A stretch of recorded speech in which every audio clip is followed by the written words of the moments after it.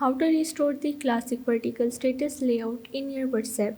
Hey guys, in this quick tutorial I'm going to show you that how you can restore the classic vertical status layout in your WhatsApp.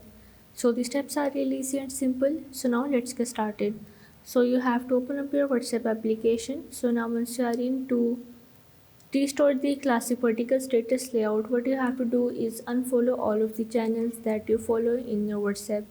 So to unfollow, for that you just have to click on that channel, and here in the top right corner there is the three dots. You just have to click on it, and from here is the option of the unfollow. You have to tap on it.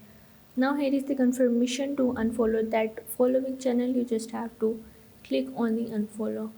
So you just have to unfollow all of these channels and you are able to restore your classic vertical status in your WhatsApp. So if this video helped you out, make sure to like and subscribe this channel, and see you in the next video.